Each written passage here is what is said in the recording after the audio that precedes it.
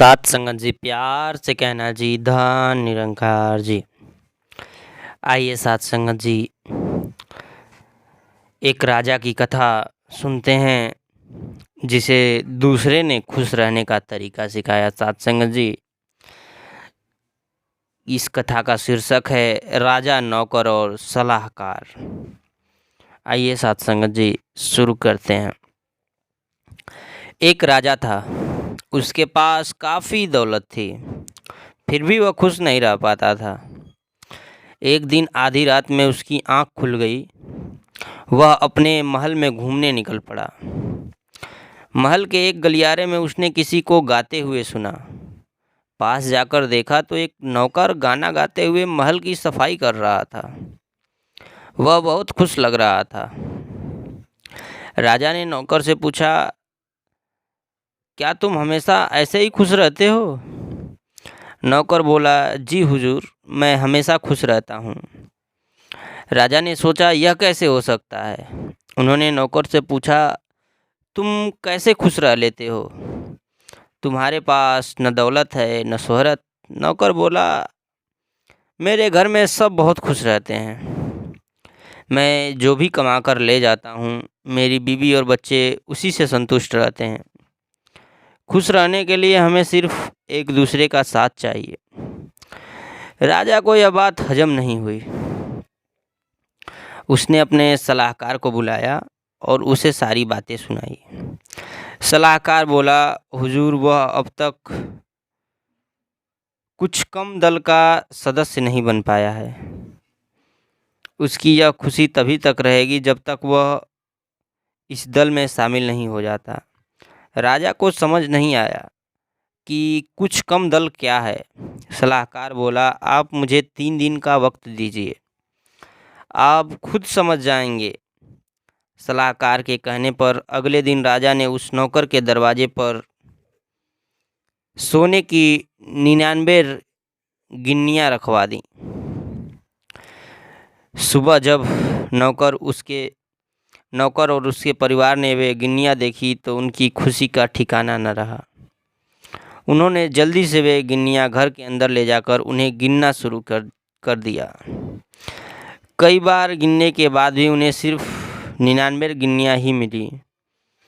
नौकर ने सोचा, जरूर इसमें से किसी ने एक गिन्नी चुरा ली है, हमें उसे ढूंढना चाहिए।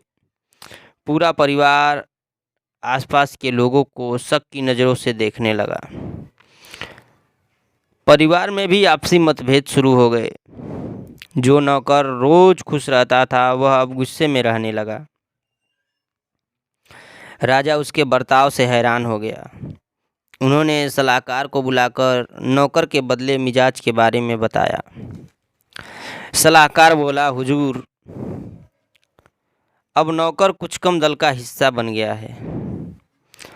जो लोग सब कुछ होने पर भी खुश नहीं रह पाते, जिन्हें हमेशा कमी ही दिखती है, वे कुछ कम दल का सदस्य होते हैं। इंसान का स्वभाव भी ऐसा ही होता है।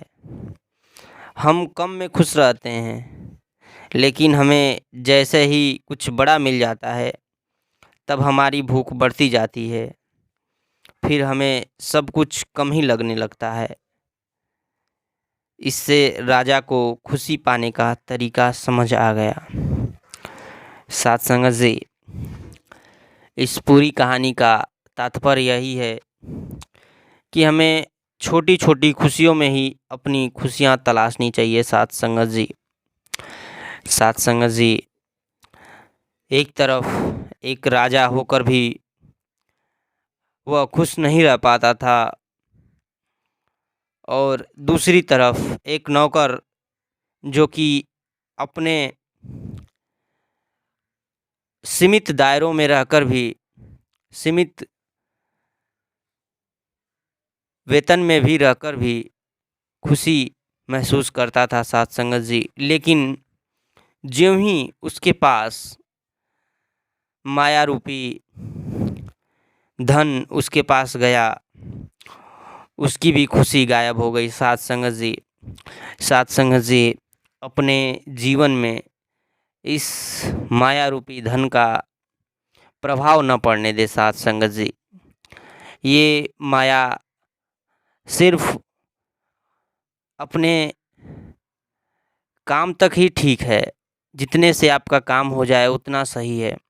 अगर आपको इससे प्रेम हो गया, इस माया से आप प्रेम हो गया, तो आप इससे निकल नहीं पाएंगे, आप इसके जंजाल में फंसते जाएंगे साथ संगत जी।